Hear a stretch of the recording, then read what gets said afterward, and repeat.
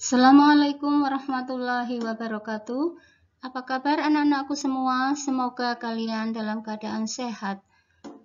Selamat bertemu kembali dengan saya, Ibu Wahdiatun Kurniasari, dalam video pembelajaran IPA kelas 8 dengan materi Sistem Pencernaan pada Manusia.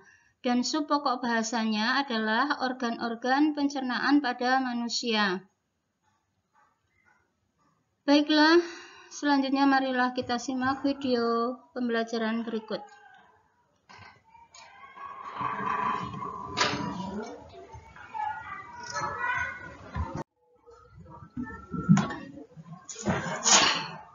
Sistem pencernaan pada manusia terdiri dari saluran pencernaan dan kelenjar pencernaan.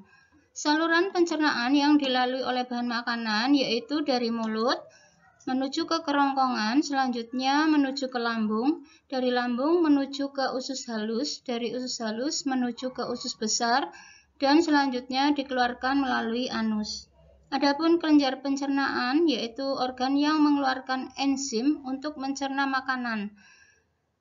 Terdapat pada mulut, lambung, usus halus, pankreas, dan hati. Berikutnya, marilah kita pelajari tentang organ-organ pencernaan makanan pada manusia. Yang pertama yaitu mulut. Di dalam rongga mulut terdapat gigi, lidah, dan kelenjar air liur atau saliva.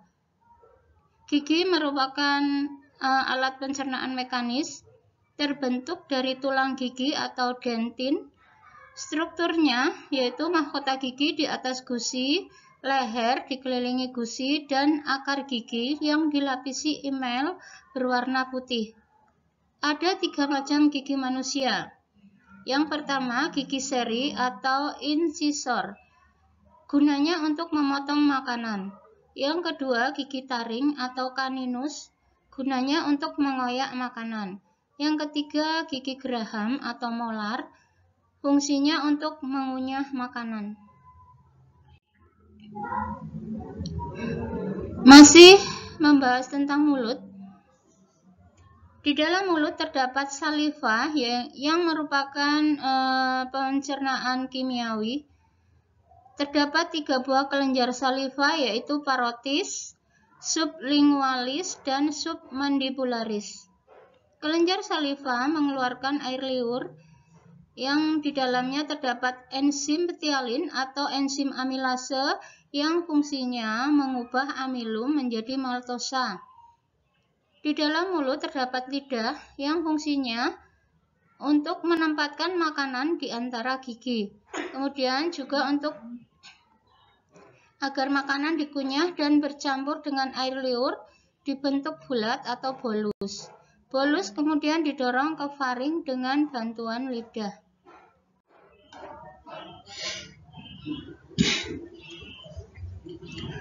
Yang kedua yaitu faring dan esofagus. Faring yaitu saluran memanjang di bagian belakang rongga mulut sampai ke permukaan kerongkongan. Di dalam faring terdapat katup pernafasan yang disebut epiglotis yang fungsinya untuk menutup ujung saluran pernafasan atau laring. Selanjutnya bolus melewati faring menuju esofagus atau kerongkongan.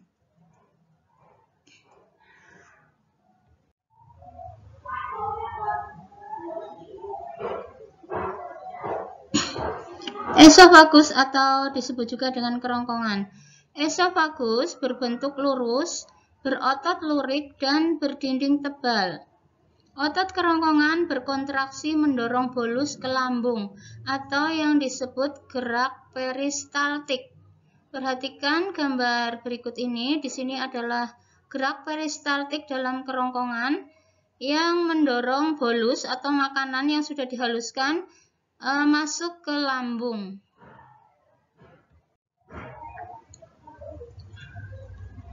Organ pencernaan selanjutnya yaitu lambung. Otot lambung berkontraksi mengaduk-aduk bolus, memecahnya secara mekanis dan mencampurnya dengan getah lambung. Getah lambung mengandung apa saja?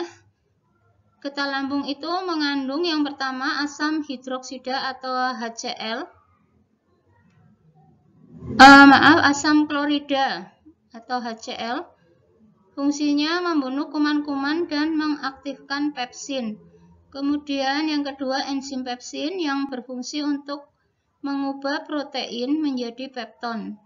Yang ketiga enzim renin, fungsinya untuk mengendapkan protein susu.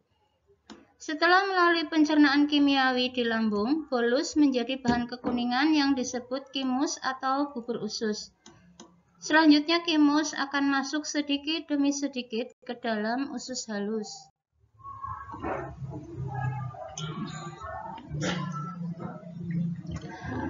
Selanjutnya, proses pencernaan terjadi di usus halus.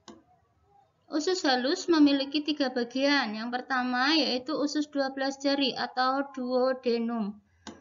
Pada usus 12 jari terdapat lubang yang menghubungkan duodenum dengan saluran getah pankreas dan saluran empedu.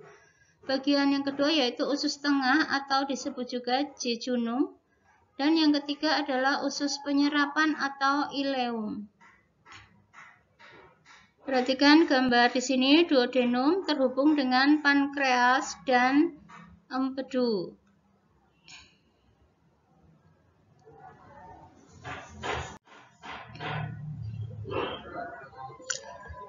Masih tentang usus halus, pankreas menghasilkan amilase yang fungsinya untuk memecah amilum menjadi maltosa.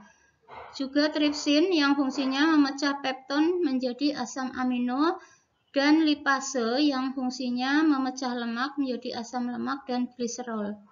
Sedangkan getah empedu itu berfungsi untuk mengemulsikan lemak sehingga mudah dicerna oleh enzim.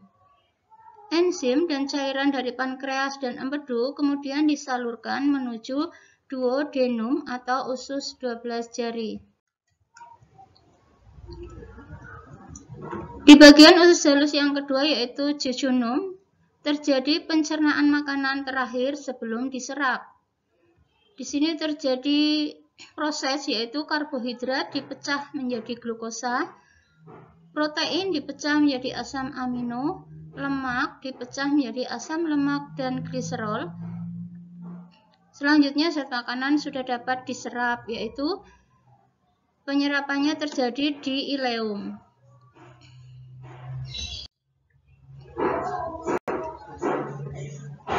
Pada dinding usus halus terdapat jonjot-jonjot usus halus atau yang disebut juga dengan villi. Villi terdiri dari mikrofilli. Fungsinya sebagai penyerapan makanan yang terjadi dengan cepat. Zat larut air diserap masuk ke pembuluh darah kapiler. Zat larut lemak diserap dibawa ke pembuluh getah bening atau pembuluh kil dan masuk ke pembuluh darah kapiler. Selanjutnya zat-zat makanan akan masuk ke sistem transportasi untuk diedarkan ke seluruh sel-sel tubuh oleh plasma darah.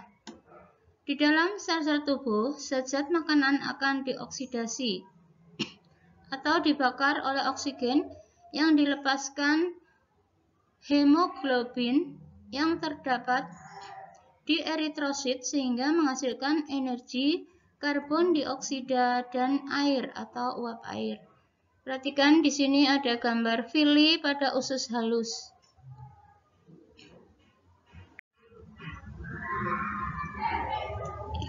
Organ pencernaan yang selanjutnya yaitu usus besar. Usus besar terdiri atas usus buntu atau appendix, bagian menaik atau ascending colon, bagian mendatar atau transverse colon, bagian menurun atau descending colon, dan anus.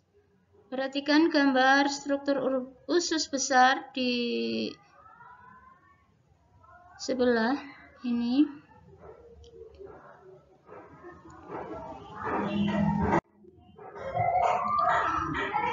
Pada usus besar, bahan makanan sisa pencernaan terdiri atas air dan bahan yang tidak tercerna, misalnya selulosa. Usus besar berfungsi mengatur kadar air pada sisa makanan.